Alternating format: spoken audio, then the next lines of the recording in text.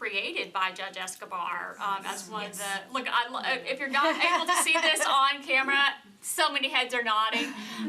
And so we'll be able to have that resolution honoring that court and be able to do, I think we're on the agenda, and so hopefully the chair will also, not hopefully, but the chair will also be convening us to be able to recognize Human Trafficking Awareness Month in January, and may have some additional notification and ways we can spread awareness over that for January, and at our only January council meeting, so you'll see more of that from the chair, but also an open invitation here for folks that want to be present during that resolution presentation in January. Yeah, and other than Councilmember Gadd's resolution, is there anybody else that wanted to share anything specific to recognition and awareness of that month? I'll be happy to share. So I'm Tasha Kennard with Thistle Farms, and I'm going to share a little bit and then kick it over to Amanda, who's really running our campaign for the month. But as you know, January is a great awareness month for human trafficking, not just here in our community, but across the world. And so we'll be issuing an op-ed in the Tennessean to really help people understand that no one heals alone, that it takes a community of support to help survivors of human trafficking find the resources, support, and opportunities. We welcome all the voices. We'll be highlighting the different voices through our social media, our blog, and all of our outreach that month. And we will have a convening event at Thistle Farms. I believe Amanda's got more details about how that's shaping up. Yeah. So in addition to some of the earned media that Tasha had mentioned, we would love to do kind of a lunch and learn panel discussion to help raise awareness, just create some great conversation around it. And so I'm going to be reaching out to some folks in this room to see how we might be able to pull that together before the end of the month. I don't know if you all have done it, but as soon as the notification came through for the KVB bridge light up, I put in a request for it, so I assume you guys might have too. So, so that'll be going. The Ink of Hope training, which is now going to be a required human trafficking awareness training for tattoo artists in the state of Tennessee going forward, will go live on January 1st. And so there's going to be a lot of activations, community engagement around that. And yeah, just anything that we can do collaboratively together to be able to amplify one another and just kind of showcase the reach of this group and what you know, IPV working groups can do together. Just let me know. I think there's also going to be a state resolution Yes, that gets I'm introduced sorry, yes. the first week of legislative session. The Office of Family Safety will also be having our Hope Hero Award ceremony for someone who exemplifies hope for doing human trafficking work. And so that's going to be announced very shortly. We're really excited. We actually have a Hope Hero in the room for Sexual Assault Awareness Month. So we're very excited about that, but that'll also be taking place in January. Anyone else? Okay. Then we'll get into our next agenda item, which is the public service announcements, which we had a little bit of a preliminary discussion. So I'm going to kick it over to Becky Bullard, who's going to review this handout and kind of give us some context around kind of how we got to this particular meeting today. I will give the abbreviated version of what we have already heard, but we have been talking about a citywide awareness campaign for the last several years, especially in bringing together all of our voices around messaging that the city doesn't tolerate abuse, that we want to be a city that's safe and supportive for people who are experiencing abuse. And we were very lucky to have Councilmember Huffman come to the Office of Family Safety to meet with us and already have a lot of momentum and ideas around bringing an awareness campaign to fruition. So it was great that we could say, hey, we've been talking about this for the last 2 years with this group of many of the CEOs and leadership in the interpersonal violence field, and we'd love to help move that forward. So these are some examples that we've shown initially at our interpersonal violence task force meeting a couple weeks ago.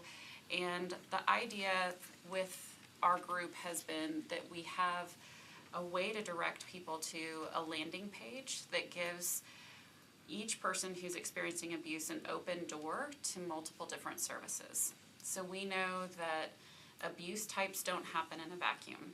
Someone is typically not only experiencing human trafficking, they may also have experienced childhood sexual abuse, human trafficking, and intimate partner violence. So we want to make sure that people know all the resources that they can walk into, all of the things that are available to them in Nashville. So I'm actually going to go backwards and direct us to the last page in the packet. This is Tatiana designed this for us. So our marketing and events coordinator, Tatiana, designed this landing page that is just an example of what that landing page could look like, with the slogan of being welcoming to Nashville and making sure that people know that there's no wrong door that they can go into when they come to Nashville. That if they come through our doors for services, we'll make sure that they get support, that they're heard, that they're able to be directed to the right place to give them all of the help and healing that they need. We also had the slogan, Hope and Healing Begin Here. That's something that is a slogan that mirrors our slogan at the Family Safety Center, that Hope and Healing Begin at the Family Safety Center. And Councilmember Huffman really liked the idea of hope and healing as a piece of this messaging. So with the landing page, the other materials are things that would direct people to the landing page. So the first page has some images for flyers that could go up a number of different public spaces. We've specifically talked about bathroom stalls as an easy place for people to get information, to go to the QR code, get to that landing page, and know the different support that is available to them. And then the final page in the middle has some of our slogan examples with different messaging. So messaging about us being a safe city, there's no wrong door, and making sure that people know that there's services and hope and healing that we want to provide. So those were some of the examples that we came up with after meeting with Councilmember Huffman and getting really excited about this potential for an awareness campaign that could include all types of abuse. All right, okay, please. So Becky, did you mention that, so no wrong door is a slogan that's used across the country with some family safety centers, is that correct? Right. Yeah, it's actually been in existence since the 90s, even before family safety centers, family justice centers came into fruition. It's the idea of, wouldn't it be wonderful if people weren't wandering all around the city, they could come into any place and make sure that they got the services that they need or their family needs. And then the family justice centers really started to develop that, because the idea, for those who are maybe listening who don't know, a family justice center is a place where someone can walk in and get multiple different services in one safe space. So that's the idea with that. Thank you. How about other questions for Becky? I think I know the answer to this, but I'll ask just out of curiosity. Have there been any follow-up conversations of how we could utilize Metro facilities as part of the campaign, or if our entertainment venues would be interested in participating in the campaign? I know Councilmember Huffman has mentioned that to us. I'm sad that he's not here to be able to talk about the conversations he's had. I know that he mentioned that he would really love to see that in our Metro facilities. We have so many different spaces, like our libraries. There's so many spaces that these flyers would be really impactful. And I know he's been having some conversations with other entertainment venues about how do we get this messaging out. Hopefully, and I haven't spoken to the chair about this, but one person that if he hasn't spoken to them, that he should and potentially should be involved in these ongoing meetings would be Ben McDonough. Yes. Because he's been such an awesome partner in a variety of ways with health and you all. And so hopefully he's had some preliminary conversation with him, because I think he would have probably the greatest success at the penetration into, some of our entertainment venues because of the work that he's already done. I'll say, I was gonna put that down. Go ahead. Question. Can you speak to media engagement specifically for January and rolling it out? Because I feel like that's gotta be an opportunity. Is there anything? Yeah, I mean, have you guys thought of? We haven't gotten to that point in Not the that point yet. discussion about a media rollout or even exactly when Councilmember Huffman was looking for the rollout. Because, these are some images that Tatiana's done a great job drafting up. I got the impression that Councilmember Huffman, has some resources as well to kind of fine tune them up the way he thinks would be a good for the city. So we're not there yet. Go ahead. And I just adding into, this is separate than the media engagement. Yeah, I was gonna say it'll be great to hear that report back too, because there may already be something teed up there. But when we're thinking about placements, for example, with bathroom stalls, I just recently got a report back from General Services and the administration who I've been working with to get basically a comprehensive list of all the different departments and who manages what for the bathroom facilities, specifically, hopefully for future period products, but also, so we've got a good resource of all of our different restrooms. So just thinking about what access for different buildings, and then when you're multiplying how much of the paperwork you need to put in these signs and things like that. So we'll have that as a resource I can put in our shared resource list whenever we get to that point. And we know that Metro Water did a very good job Yeah. of making sure their flyers were in every restroom stall. Anyone that works at Metro is laughing because they know what I'm That's talking right, about. so- Learned a lot about Exactly that. what we're doing. That's right. Someone on Scott Potter's team could certainly give us some advice. I know, they have lots of Figured good it work. out. They have. So it has been done before, and it can be duplicated, so that's great. I think we all know where it goes, that it's time to That's tell right. victims where to go. So. I love that. And may I add one more thing? Please, please I'm do. sure is, and in thinking, just through the addition of this, making sure, language accessibility and those, different things. I know that's primary to what OFS and everyone that sits here in this room ensures that, so just lifting that up too, so. That's a really good point. It is. One question I had is on the, and so I guess related to the landing page piece, you have a design, and so I'm assuming just by looking at it that each of the icons for the different organizations, that somebody would just click on that one and it would take them to their primary page for their website. And so for this page, is this gonna be Metro hosted? Is that the intention? That's what we anticipated, Okay. our understanding from Councilmember Huffman. And there are a variety of different mock-ups for the landing page. Tatiana worked really hard on that. We just wanted to have one example. And this one fit nicely because it goes well with the branding of the doors and opening up. And I think it was an in-motion thing, you click on and the door opens, so some clever stuff like that. Okay, how about Tasha? Are there any other additional resources beyond like the restroom stalls and the website redirects that we could be thinking about where this could be, taken to radio stations, there's a voiceover in the airport, to where it's not just restroom stalls. It could be in our bus stations. I'm certain from our conversations with Jordan Huffman, he was It's thinking all well the way. beyond restroom Yes. stalls. Right. That was just one example of blanketing here. We definitely talked about the airport, but well beyond that. Great.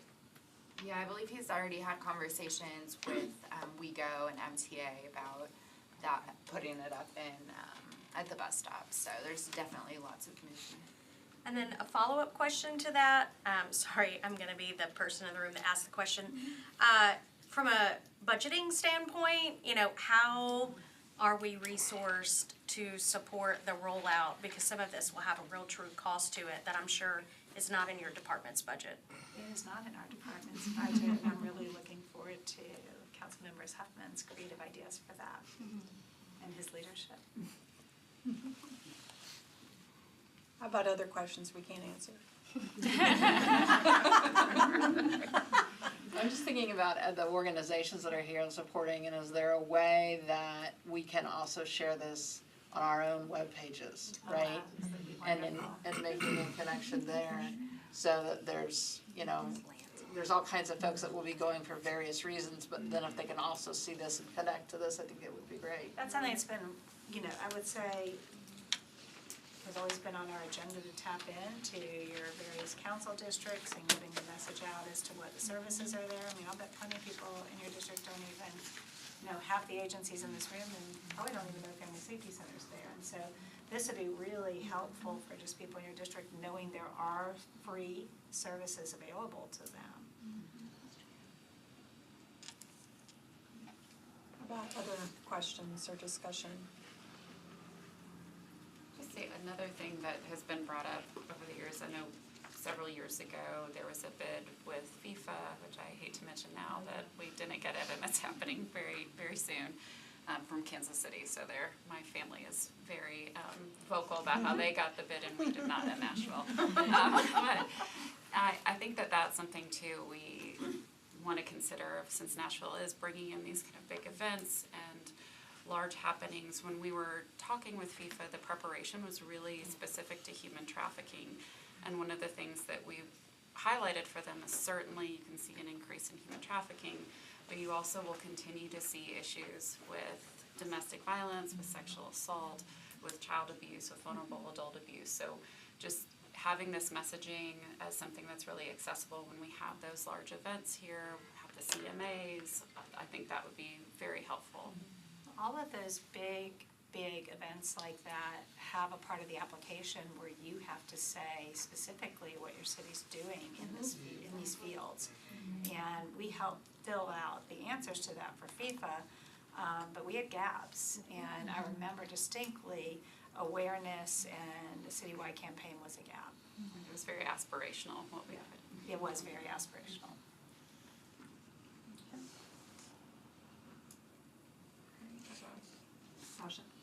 Again, I'm sorry.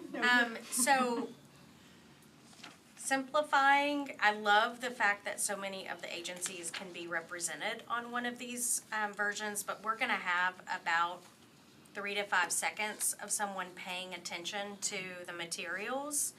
And so as one of the agencies that has the opportunity to be represented, I would encourage us to think about, 1 QR code versus 5 phone numbers. Like, let's just make it easy, get them to a place where they can scan a code, and not have to worry about, keeping up with 3 phone numbers that they need to call. Just a thought. That's an excellent thought, and I think we'll probably be meeting some more to pick through and get really specific feedback.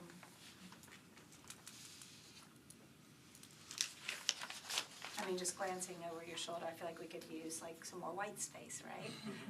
So my eyes can land where it wants to go. There's lots of things we'll still be working on.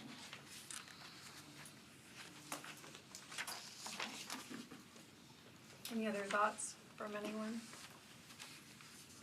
What's the best way, because you all have this presentation, what's the best way for anybody who is like me, wants to take things home and process it and then, analyze it to death and share information? Should they email you, Becky, to be able to be connected on anything specific from Probably you? Courtney. Okay, so email Courtney. Courtney, will you send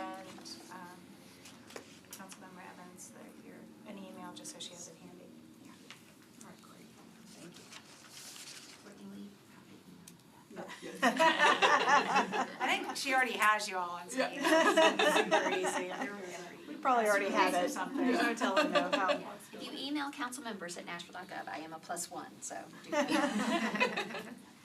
All right, so then sounds like we need some, there's probably some synchronization of strategy from maybe some preliminary information or efforts that the chair has made around kind of the marketing efforts and really coming up with like what's the plan, what's the rollout plan, what's the timelines, deliverables, et cetera, around that. And so we'll look for some follow-up communication from him specific to, you know, what that's going to look like. I know originally, whenever he let me know that he was ill, he said that one thing he would like to do is have a meeting towards the beginning of February to reconvene on this and likely get into some of those details around what that looks like.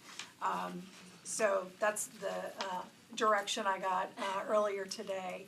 But is there anything else from anyone that stands out as you're thinking about like what this could look like, that you would like to add to that conversation for the next meeting? I think it is important to talk about the funding. Sorry, I saw your That's hand go right. up after Yeah. my mouse started moving. Yeah, so the funding piece, Councilmember Nash. I think I may be headed off in a disturbing direction, but when I first saw this, no wrong door, didn't mean anything to me. I'm not sure what it says. And if it's used everywhere and this is widely known, but I almost think maybe more positive, all right doors or something might be more, say something more to me. It welcomes me. I will let PR experts We'll provide that. think about that, but That's a good point. if that's the main code, I'm not sure. If Didn't somebody's being translate. abused and I look at that, what's that mean? Has I there think been that's focus it. group on it? No, so that was one of the things that we discussed with Councilmember Huffman, is having focus group. And this messaging is something that is very much a draft, that we do need that feedback, and we are not PR experts. So having someone look at that messaging and give us feedback from the survivor perspective and then a PR perspective is definitely another step in the process. But especially for this group, you know, what messaging we think is going to be impactful is, I think, a great discussion to have. Yeah, that's a really good point, and thank you for sharing that. I hate to, something that's nationwide already, I don't know, I felt No, it's comfortable not, with. it's not well known, so it's a very good point. No, I think this is the perfect time to question everything. That's good. Yeah, so we have also the funding conversation down here for sure, and so I guess, you know, as I think about the funding, you know, cause council members are told no 99.99% of the time when we ask for money mid-budget. And so is there perspective, I guess, at this point, and I'm looking at you, Diane, because you know these things, but is there perspective of, like, let's find money amongst different departments or entities to try I to? actually am interested in, I forget the name of the sub-department in the mayor's office that's been helping us so much. What are they called, that group? I know. When you looked at me, I said, oh, Diane's gonna ask me.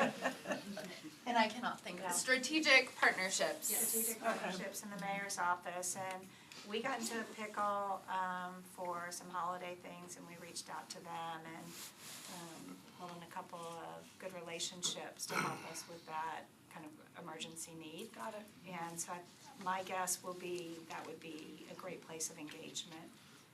So this is not one of those situations of, oh, we're gonna have this awesome plan and then it needs to go through the Metro budget cycle. Well, I can't speak on behalf of Councilmember Huffman, but one of the things I think I'd like to talk to him about is to talk to that group about opportunities that are already out there that would enjoy an opportunity to help all of us, especially all the nonprofits at one time.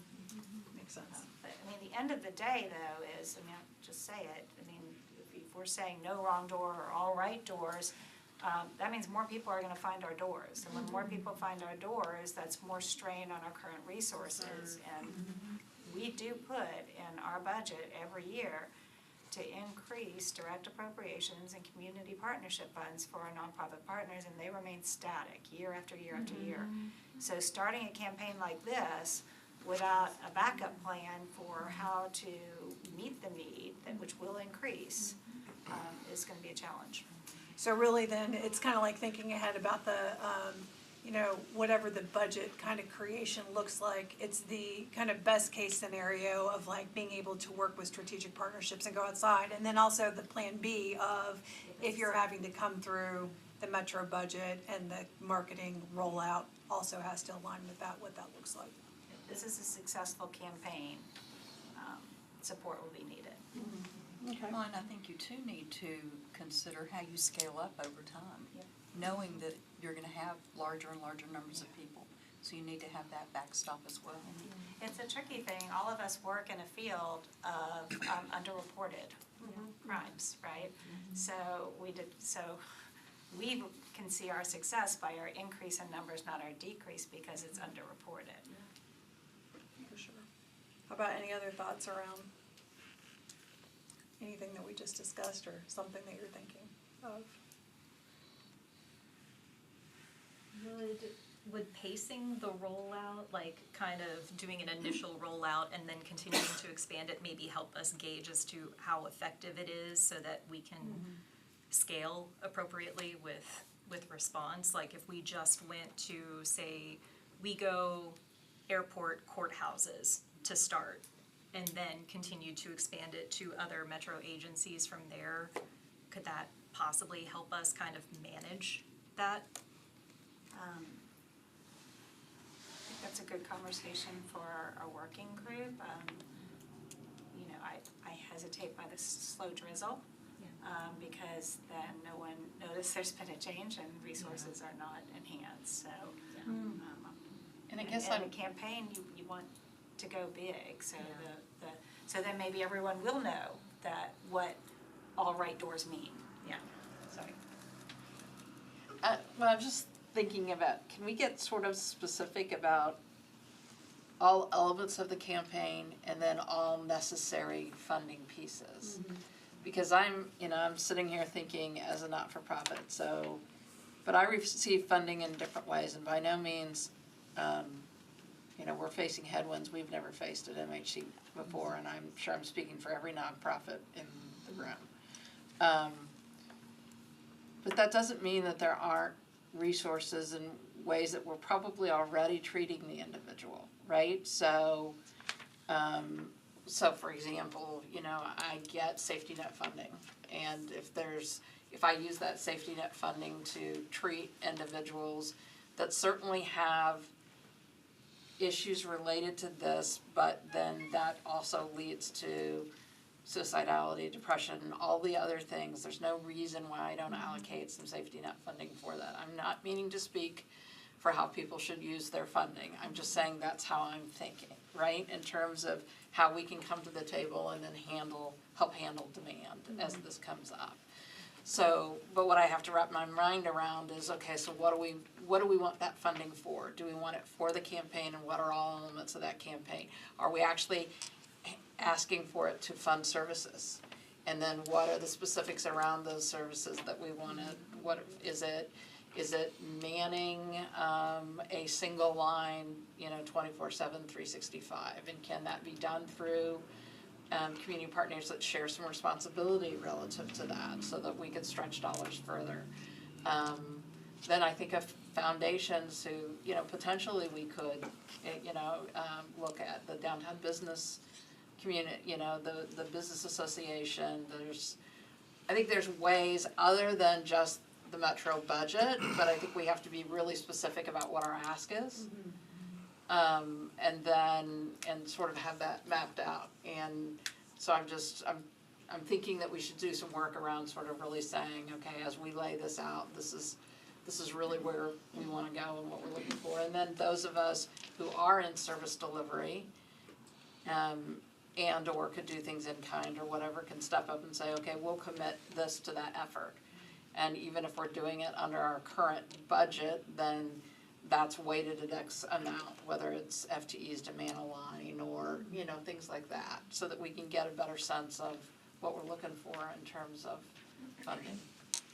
I think that's a really good point, and I'm sorry, Vice Mayor, but that's a really good point, because it also, I think, piggybacks into the idea about the kind of like scaling up the marketing. It's like, is there a goal for this overall, like, as far as when you're talking about strain, how are you measuring strain? And is it the number of people that you are serving, and what does that look like? And so that also, I think, would dovetail into some of the things you're talking about, is so that way there's some, like a measurement quality to this. what you do today versus after, which will also demonstrate like proof that this is helping or getting more awareness out and people are wanting to come and use services and take advantage of those. I was just gonna point out how it is somewhat of a perennial conversation around kind of public communication and public education and certain campaigns and efforts. You know, who is the convener? And as you have, you know, the political cycle of different people in a mayor's office, sometimes things are situated there, but then that is maybe still a priority, but less of a priority of a subsequent mayor, right? So I do think it's important to establish a really consistent kind of baseline metro convener, like the Office of Family Safety. So as nonprofit partners sort of ebb and flow as far as their level of engagement relative to their budget, that we just set a very consistent baseline with Office of Family Safety just for that budgetary purpose, right? Like, what does your external communications budget look like, right? And do you have like a great staff member who can do this? And so to the extent that all these nonprofits can amplify that, right, and use the common messaging and dial that up, dial that down, oh, let's all lean in because it's, you know, FIFA or Super Bowl or whatever it is. But I think if we level set on, like, this is a Metro endorsed and approved campaign situated in the Office of Family Safety, and then we level set for what that means in Metro, and that means it's on X number of buses. It is in every public bathroom. It is in every entertainment venue that is on our property or funded by this government. And like, that's an expectation. Obviously, Metro can't do that with 30 different campaigns, right? But this has so many intersections that I think there's a very obvious, strong case to make. So I do think that's kind of, Ms. Gadd knows this with her efforts, and I really do appreciate, Ms. Gadd, that you're looking at general services, like literally inventory, like how many bathroom stalls do we have, how many whatever. And so I think there's been a tension over time around, where does centralized Metro communication live? Does it live in the mayor's office? Does it live in general services? How do we kind of do communication as a government? So I think this is really an excellent opportunity because it hits in so many places for the good of the sustainability of this project to kind of have that kind of co-occurring conversation. Yes, and I think that the vision was it's staying within OFS to help bring everyone together for that as a convener. That's what we do. Very timely though, I have my OMB mid-year review on Thursday, so I will add a couple slides. Yes. Well, and far be it for me to tell Metro government how it should work, but then my thought is, if it sits there and that is a universal sort of agreement, right, that's where it's going and it survives changes in administrations and other things, then so for Metro departments, is the expectation, health department comes immediately to mind for me, that they use, because this ties right into health and safety and wellness and what they do, so are they expected to use a portion of perhaps their communication budget or whatever to support this effort, right? And then that's just a line item that gets added, so. Well, that's a really good point. Yeah. I just completely agree with what Vice Mayor just said. And to get back to something that you said, I think that we need to be aware and to honor some of the infrastructure that's already working very well. For example, nurse practitioners and social workers that our kids are on call 24/7. We have our moves down, right? The YWCA shelter. I mean, I can go all the way around the room, right? So we just need to be aware that we are a resource-rich city and that many things are working. So I think that the Family Safety Center being the convener is a natural thing. I mean, that just makes complete sense. And there are some very beautiful models in this city that are working very well. I'm looking at you, I'm looking at you, you know, all around the room. You? I think this effort being the way that we lift all of that up so that we don't have those individuals who are in our city and say, I didn't know where to go for help, when we do, we have have such amazing work that's done around this room. Right. And I want to lift up one of the things that our kids did several years ago. They created this beautiful video that really walked the client and the caregiver through what it would look like to come to our kids. And that's something that I think, you know, in this campaign is a really great model. It's like of a giving- dramatization, so we didn't Yeah. use a real family, but yeah. And it gives people that sense of safety of when I call, when I go to our kids, this is what's going to happen. We know people are really visual learners, and so being able to visualize, this is where my kid will go, this is the type of person that they'll meet with, the type of thing that might happen is, I think, really beneficial. So that's just another thing I wanted to mention that our kids has done that really just is a great model for all of us. Have any of you all done any research on how a client, how did you find us, or how did you know about us? Has there been any work done in that field that might speak to what we're doing now? Where's the best place? How are people finding out about us?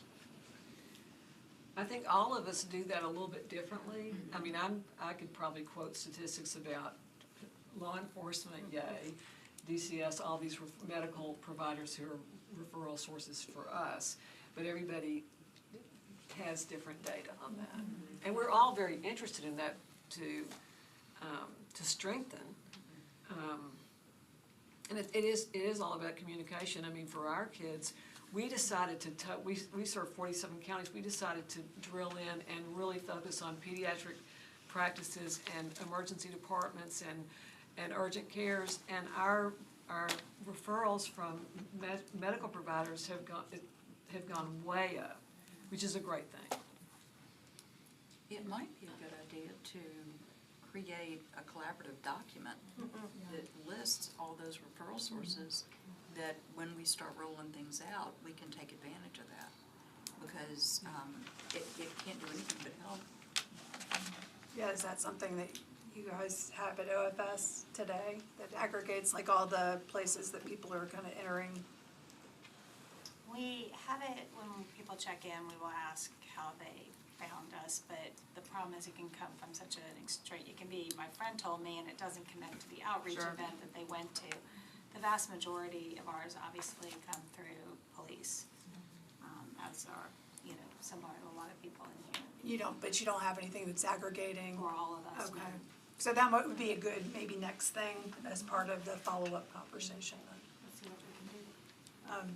Rachel. I was just gonna piggyback off of what Sue mentioned, I think, and suggesting maybe we pool all of our data that collects how people reach us. I know for us, the Safe Clinic is primarily through law enforcement, and or we did a lot of work to boost our SEO, I think I'm saying that right, search engine. So that if somebody Googles what to do if I've been raped in Nashville, the Safe Clinic pops up first. But we had to be very intentional about that, and that is our biggest referral source, through the clinic anyway. Is through people asking the question, okay, on Google. That's amazing. I think there's also, See, you know, that's, kind of beyond, you know, permanent places. We have to think about the third places and temporary places where people get information. And so being a part of community fairs and events as a part of this campaign will be an important layer. I think the police department has done a really good job of being in the community in places where you might not expect them to be. And it helps create that that perception and that connectivity that it's okay to walk up to a uniformed officer and have a conversation. And so I just think that it's something we can learn from as a community of organizations as we're looking at this campaign, to not just be in permanent places, but to be in those pop-up community spaces as well. and So a also, really comprehensive campaign.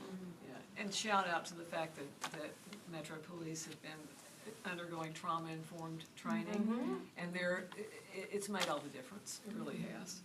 It's really great. Yeah, but I think that's a good point. I mean, as I sit here and hear that, so we do mobile crisis and we do co-response, right? So we should have this information in a smaller form as we are out in the community responding, that, yeah, a little card that we can even discreetly give if our folks have suspect in any way that there might be information that, obviously modulating the safety of the individual is important as well, but, and then we, in our, partnership with Belmont, we're going out right now to, encampments in high different areas where we are, Belmont's treating the medical needs, we're treating the mental health and substance abuse. So definitely opportunities like that I know exist amongst the entire group here, where we just have to think about always, is there a way that we're getting this information out in the community at the time, in just different areas, hotspots where we know that other issues are going on, even if they aren't self-identifying right there. We are working on a business card, like just a small card for our police partners to have, and for the CIT response as well to have, so that it doesn't direct to this homepage yet because it doesn't exist, but it directs to something similar that has multiple hotline resources and then also tangible resources people could look at. We find it's really hard to get information reprinted in the police cars, so that's why we were going with the business card. Oh, yeah, no, I think a business card's fine. I mean, we certainly, we can provide that to every one of our partners in care and reach clinicians. I mean, that's an easy doable thing, and our mobile crisis clinicians, we just have a stack available. I don't see any issue with the business card at all. I think for years we've heard in this interpersonal violence field that our services are like the best kept secrets in town, because you don't know you need it until you need it, and then sometimes it's too late. But if you think about the way we advertise other things like poison control or fire safety, if we can look at interpersonal violence more of a, this is an everyday, all people should be concerned problem, which I think is one of the reasons why it's such a good idea to do more of a community-wide awareness campaign. Well, and I think partnering with marketing and communications of all the big health systems in town, we're the healthcare hub. So leveraging that, potentially going to the council and getting some input from the healthcare council too, and because they connect with all kinds of people in healthcare that could help look at how we disseminate this in a way.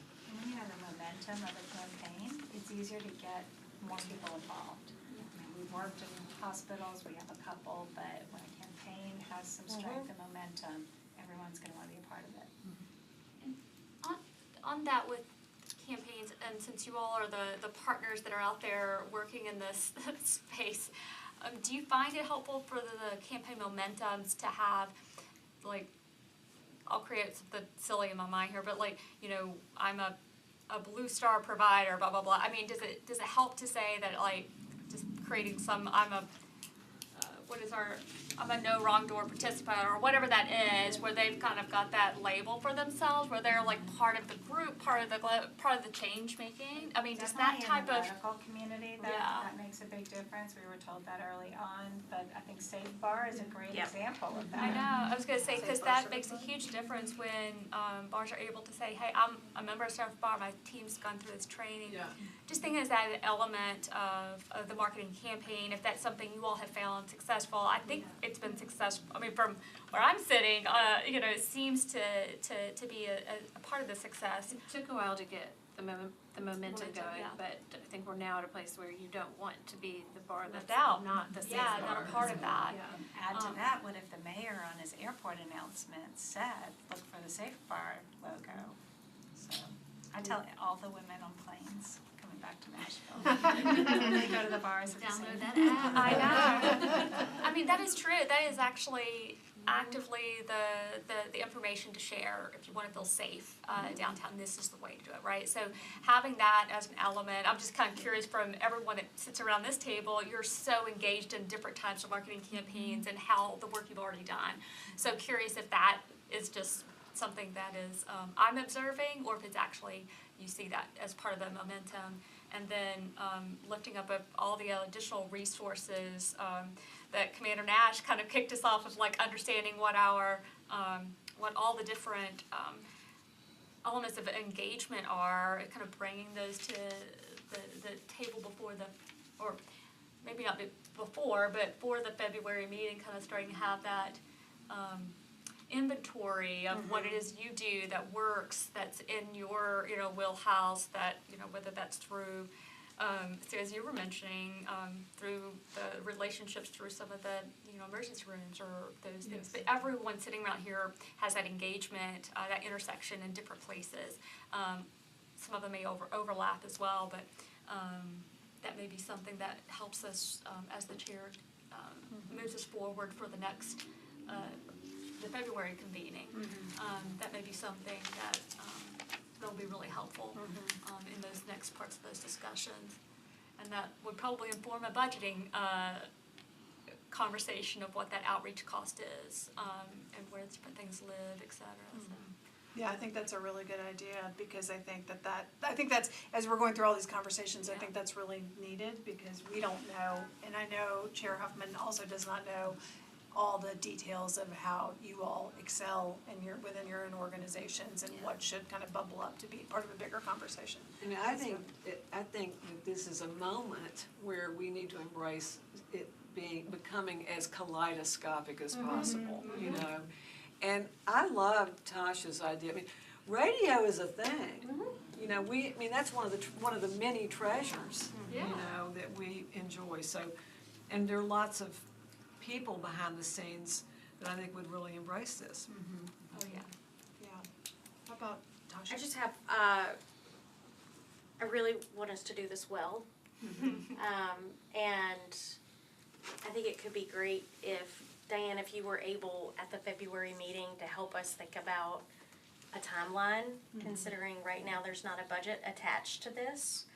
That if we're working to develop it in the spring as your department is going through the budgeting process, what do you need by when for the ask? 'Cause you're having your mid-year this week, and then. Right, I'll throw some number on Right. something. And then, I think I've been through this a couple times, being a recovering Metro employee. That, you'll be asked to present a budget in January-ish. So we don't have a ton of time to help get a number together. Right. Yeah. So Right. my ask would As I just said, I be, think- lead us there. Right, There you go. yeah, we'll work on that, but I do think working with, again, I've forgotten the name, the office and the mayor's office, we could get some traction there, and then that gives us a little breathing room before it rolls out, launches, and we are all seeing the great benefits, but the higher caseloads. You had something you wanted to say? Just honing in on what Diane was saying, like being able to carry the weight after we go through with this campaign as budget items and, things have remained static. Because even after adding like strangulation to the lab form, like we have increased tremendously, and we've gotten, no extra, for that. So knowing that after we do run this and getting the funds for the marketing, it's gonna increase. So we just need to make sure that we're able to carry like everything that comes with it in funds. Yeah, just the way you said that, it reminded me when working on our slides for Thursday, we were doing point graphs, and all of our numbers are just like such a straight line up, and I know it's the same for you all, and I think that's a really compelling point to bring up in that budget meeting that you're talking about in January and February, is it's not just us, it's our entire field, so trying to get that information from you all on the same type of graph, Sexual Assault Center, boom, Nashville Children's Alliance, boom, Thistle Farms, boom, it's our whole field, it's flooding and we need help, so I think that's a good strategy for us to use. Would the Safe Bar rollout budget help inform, or at least get you started for this? It seems kind of like a similar. I think yours was focused on downtown bars, right? Downtown bars. With a lot of legwork, right? With hopes of spreading beyond downtown. Throughout Nashville, Davidson County. I think there's some overlap for sure, but when you think about interpersonal violence as a whole, I think the Safe Bar is only gonna be hitting a small portion of, I mean, it's not gonna get to children and families necessarily. Becky, we had some numbers, where did we get those before? They were big, but remember when we had that meeting and there were sort of overwhelming numbers? Oh, from Janelle Lacey, of what different types of campaigns could cost. So we've got some rough numbers, but again, I think we need to sit down with Councilmember Huffman, and his vision and his ideas, and I'm sure he's about 5-10 steps, 30 ahead of me on how he's thinking this is gonna be accomplished. I think realistically, because of the budget timeline, and I only know that because I'm in the middle of it, with our services, I think probably framing both currently and then what the whole picture is in terms of what we want to do and a timeline around that. And then we can start that with the timeline of the rollout and you could ask for, X amount of dollars this year that we know are gonna accomplish that. And then have the collection and all the justification that it's gonna need to be there to get you through a budget cycle. And that would also give us more time to say, in each different area, who can give what that may or may not be an offset. Yes, we can give here, or we can do in kind here, or we think we can handle this percentage of being able to provide services for X, Y, and Z of the initiative. And then, with that paired, I think just my recent experience in this particular metro budgeting cycle will set you up for better success. About any other thoughts? Okay, I took some notes. We've got the recording. And so you'll hear from Chair Huffman on setting up the next meeting, or through the council office on setting up the next meeting. But I really like the conversation around the data piece and where people are coming in from, the inventory of like what your organizations do that make you all successful, that can be drawn from, and then looking at what the organizational timeline of setting, what a campaign looks like. And I totally agree, Michelle, with what you were talking about. That's also, I have similar experience with what you're dealing with, and so I understand that may be more realistic. I think. Yeah, I just want to I want to set your office up for success, and so I think the whole campaign, getting it in this budget cycle, by the time we're meeting in February, it's too late, so, but we could say we're gonna do X, and that includes mapping out what the entire campaign is over the course of this next year.